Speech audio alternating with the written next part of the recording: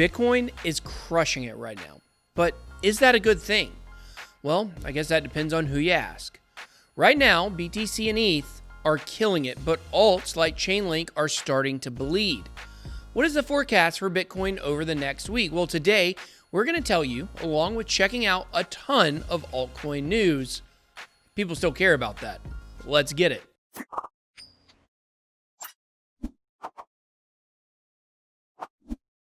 What if I told you could buy one token and make daily passive income from multiple dApps and crypto platforms? And what if that token only had a 20,000 max supply ever? I bet you'd buy it. I know I did. Check out powermind.club and tell them BitBoy sent you. Welcome to BitBoyCrypto, the hardest working channel in all of cryptocurrency. If you're new, hit that subscribe button and join both my Telegram groups to learn more about crypto or connect with me and the Bit Squad. All right, guys, today we're going to be checking out Bitcoin and where it's heading to, along with looking at the new IOST roadmap, some Bosagora news, and my upcoming appearance with Digitex later this week.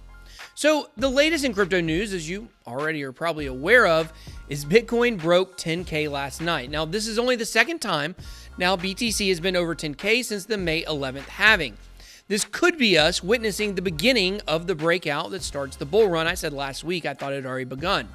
More on that, though, in a bit. Now, hours before Bitcoin broke 10K, Cointelegraph published an article that identified critical resistance levels to be between $10,100 and $10,300, which, of course, we already broke. As of right now, we're above the $10,300 level, and if we break the $10,350 level, the gloves may come off and BTC could come out swinging. Now, the article said that as long as the 100-day and 200-day MAs stay under the price point, we remain in bull territory. We broke in 10,100 since this article was published yesterday, of course. Now, this could go multiple ways from here, but it's looking likely that we could just blow past $10,300 as the stars align and the crypto gods bless the Bitcoin maximalists with the mega bull run they've been waiting for, only to get their hearts crushed all over again when alts run again. Now, as 10,300 is the last relative top since BTC has come out of the 6K range, if this resistance is broken, a strong bullish sentiment could overtake the market and propel Bitcoin to see large upwards price action. And hey, at the end of the day, whether you're in alts or not, we love when Bitcoin moves. Now, from a TA standpoint, Bitcoin is testing critical resistance that could look to solidify a break from the medium-term descending channel formed since Bitcoin pumped from the 3 to 4K range at the long-term bottom. Also, from a TA perspective, as noted in my video yesterday, if Bitcoin were to follow the trend set by past halving cycles, the price action should be relatively sideways, which would mean we aren't going parabolic just quite yet, and some stability would certainly be good for altcoins. But Bitcoin isn't the only asset that is pumping. Gold has also been on a tear as it has set new all-time highs in the past 24 hours. 2 days ago, CNBC published an article. Gold Eye's record high is safe haven, demand thrives. And we have seen that come to pass. Come on, CNBC, you're running a gold pump and dump. But as noted by the title, gold is not what is in demand as much as the demand for a general safe haven, a category and role gold happens to fit. And as recognized at the end of the article, physical commodities across the board were on a bullish run, so why not Bitcoin? Unlike physical gold, you can send it across the world electronically, speedier and safer than transporting physical gold. I mean, where are you going to send it on, a mule? Unlike electronic gold, you actually own the Bitcoin and don't have to rely on a commodity provider to maintain its reserves for your asset to retain legitimacy. But either way, my final warning for you guys regarding Bitcoin's recent pump is that we could be heading straight to 12K in the next couple of weeks, maybe even this week, and then we will have a tough test. If we get past that, the sky is the limit. But make sure to watch your altcoin bags closely because they could begin to bleed at worst and face sideways action at best. I mean, I suppose some projects could pump, but when Bitcoin really starts running, that's not what I'm looking at. So in other news, IOST released a new roadmap for the second half of this year. IOST has had quite an eventful year, fulfilling an objective-packed roadmap with remarkable success. While part of the roadmap targets adoption and community growth, part of it aims to foster productive relationships with successful enterprises and fulfilling compliance standards with various governments. And of course, this is a big focus of IOST, specifically on the partnerships. Now, let's look at the unveiling of the roadmap for the second half of 2020. Looking back at the first half of the year, due to the impact of the pandemic, some offline activities of IOST and meetings in global universities had to be postponed. That said, in general, IOST completed every milestone on the roadmap for the first half of the year on time and ahead of schedule, and firmly fulfilled its commitment. For technology, the IOST development team has maintained an innovative attitude and has updated and optimized the mainnet frequently. From Olympus version 3.2 to version 3.5, our mainnet is more secure, easy to use, fast, decentralized, and has high scalability. Scalability shouldn't be an issue for IOST. It is actually one of the greatest talking points it's got going for it, being able to boast an astounding 100,000 transactions per second. BTC Manager wrote that to achieve this massive feat, IOST fuses its innovative architecture with scaling solutions like efficient distributed sharding and micro-state blocks. We've talked a bit about sharding before on this channel, but what you need to know is that it makes scaling possible while retaining most of the desired decentralization and security properties of a blockchain. Of course, that was according to Vitalik Buterin, the creator of Ethereum, in a blog post from 2018. Who doesn't love a good shard? But without going too technical, microstate blocks allow for the reduction of block sizes by requiring nodes to only validate the final part of the blockchain instead of its entirety, with each node being allowed to process only a certain segment of the network. It basically just makes stuff a lot easier.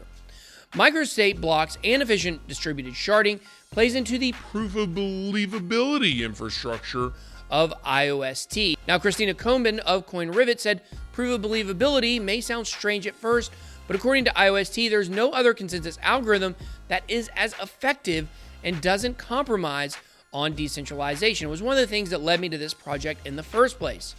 Not only did IOST release major updates and optimizations for the IOST Partner Program in the first half of 2020, but they released version 4.0 staking, which was not even on the roadmap for this year, as was version 3.0. The staking update aimed to provide more rewards for partner nodes that make great contributions to the ecosystem. That's me. But not only contribution incentives have been increased, but IOST has also launched an on-chain governance mechanism, hoping to find a balance between community participation and governance efficiency.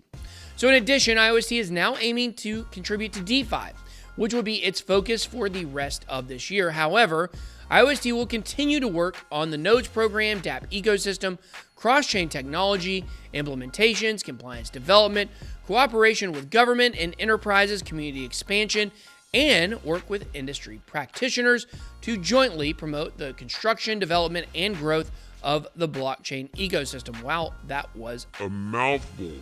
So concerning DeFi, IOST intends to explore the ecosystem and complete 3 DeFi applications on its platform. You guys know I'm a big fan of Power DeFi, already available on IOST.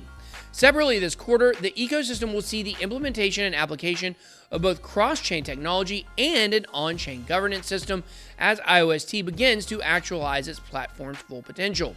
The team seeks to launch dApps, optimize the core community structure, as well as the global node layout. In Q4, they seek to utilize zero-knowledge proof technology, which is a cryptographic technique to essentially prove you know the value of X without actually giving the value away in the proof, which has utilization for privacy, a major focus of IOST. And hey, I guess you got in some algebra there. In addition to all of this, they seek to strengthen their community key opinion leader matrix in 20-plus countries around the world, a matrix I'm proud to be a part of as the only 6-time Tier 1 content creator for IOST. When it comes to the IOST content creator matrix, I mean, hey, I'm obviously Neo. Now, as you may or may not know, Bosagora is one of the coins that is on my watch list. A week and a half ago, the Bosagora team received the UN Solidarity Award.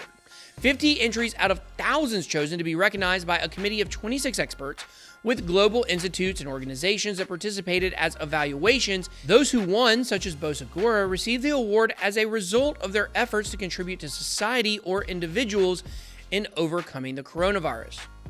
The practice Bosagora carried out to contribute to society was Project Care. in which many Bosagora community members participated last May, if you remember. Bosagora and community members really felt for the medical staff fighting on the front lines of the pandemic. They were suffering from extreme stress and skin damage due to a long time wearing of protective gear. So that's where Bosagora decided to step up. 100 sets of these care packages were delivered to healthcare workers. Bosagora takes the slogan, "Make a Better World," as vision of the project. It plans to utilize blockchain technology and its own coin ecosystem in realizing SDG, or Sustainable Development Goals, by the UN. Now, as part of the move, Bosagora actually gave a presentation about digital democracy with COSAC, a close business partner. Now, this was upon the invitation from the municipal government of Geneva, Switzerland last November, which, if you didn't know, is really big in blockchain. Also, it solidified its standing as a blockchain for social good by holding meetings with Blockchain in Common as a theme upon requests from visiting squads consisting of policy officials and professors from Barcelona, Spain, and Montreal, Canada. Meanwhile, it's participating in a movement to develop sound blockchain technology, contributing to society by becoming the first signatory of the Blockchain Bill of Rights by the World Economy Forum last May. Some of those that contributed to the Blockchain Bill of Rights also included the Ethereum Foundation, Hyperledger, and many more. Bosagora is a coin to keep your eye on, and it is definitely getting recognition from key players in both crypto and governance.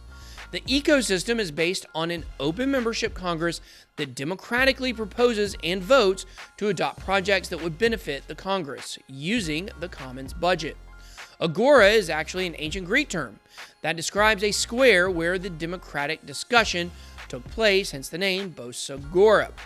So last but not least in crypto news, the launch of the Digitex Futures exchange is set for this Friday. Now, you're definitely going to want to listen to this. Coinciding with the launch, 250K will be up for grabs in a live trading event in the form of DGTX.